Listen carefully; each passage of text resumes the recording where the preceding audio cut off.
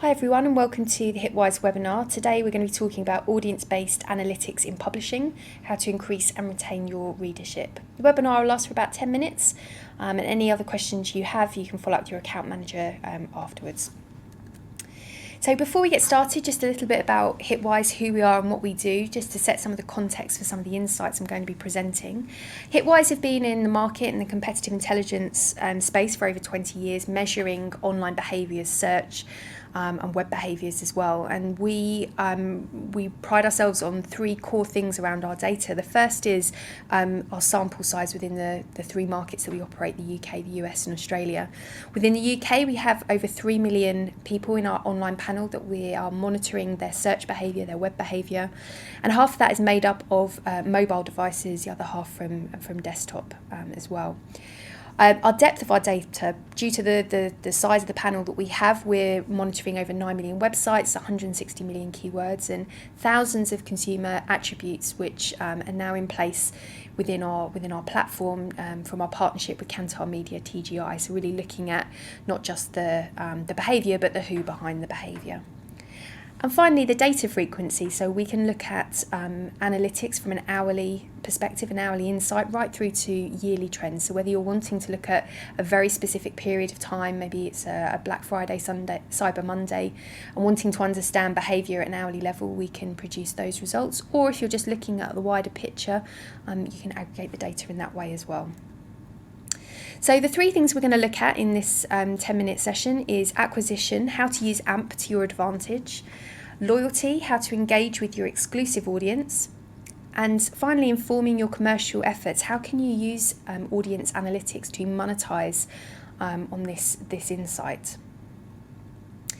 So first up, acquisition, using AMP to your advantage. If we just take a look at the top three traffic sources coming through to the news and media in Q1 of 2018, we can see that the three top sources are search, print media and social media. And within that we can see that search is by far the biggest portion, and Google driving just under 25% of that traffic. But the real call-outs are the decline in social media, where we've seen a significant decline within the industry, around 27%, and largely due to the declining reliance on Facebook. So despite Facebook launching the instant articles in the June of 2016, the clicks from Facebook have been dropping by 39% in Q1 year on year. And this decline was well before the announcement of the algorithm change, which prioritised content from family and friends. We see a big drop off in the social media space.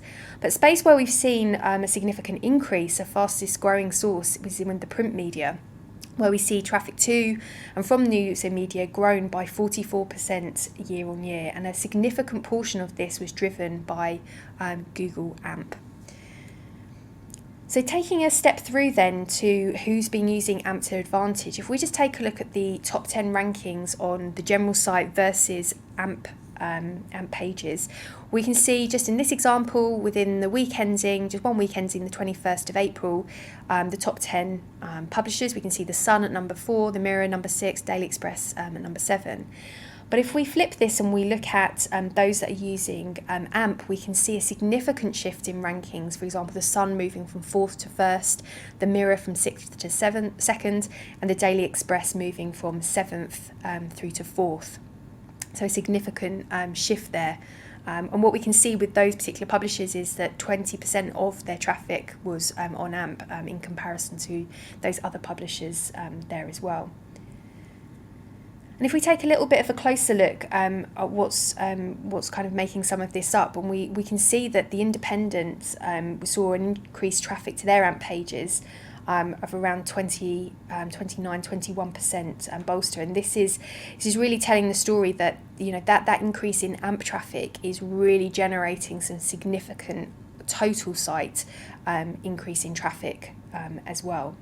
So how did they get this increased traffic? Let's have a look at the fastest rising publisher, the Daily Express, there with a 42% increase for that week on week change.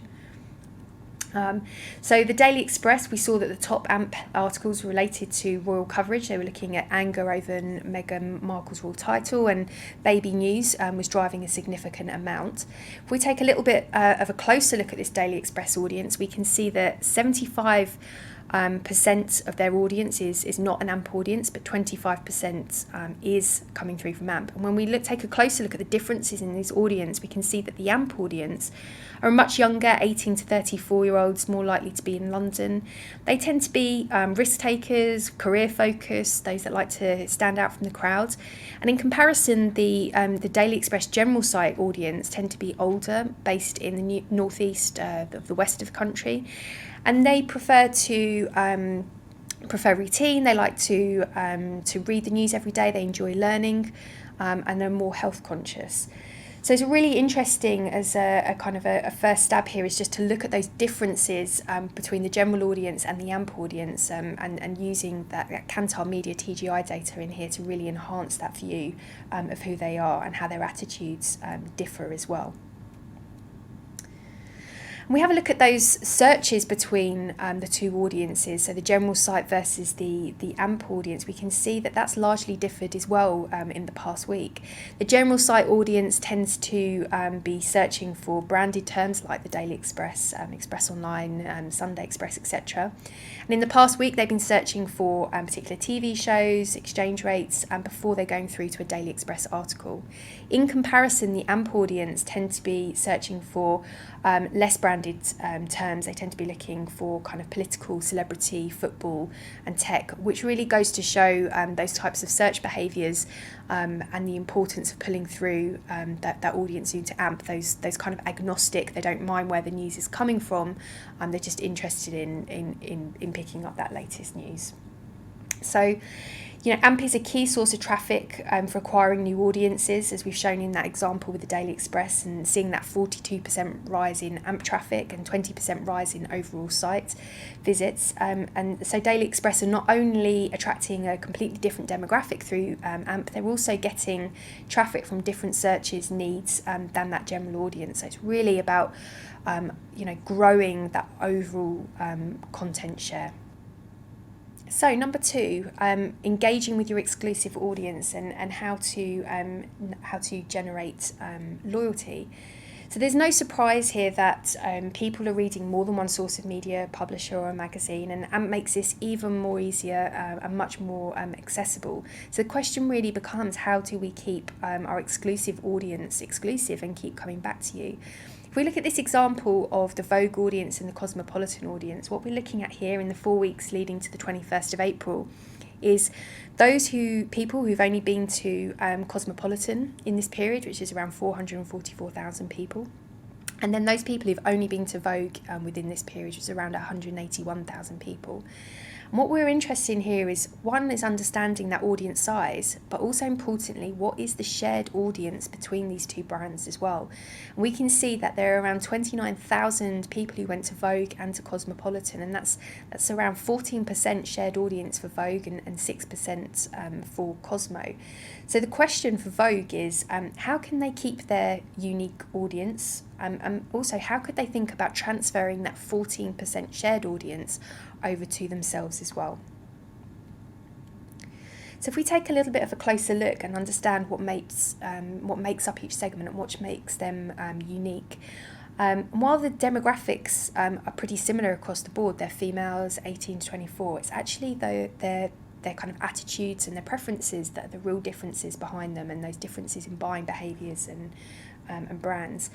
And so what we can see is that Vogue audience tends to wear things like Fred Perry trainers compared to the shared audience who are more Adidas and Reebok.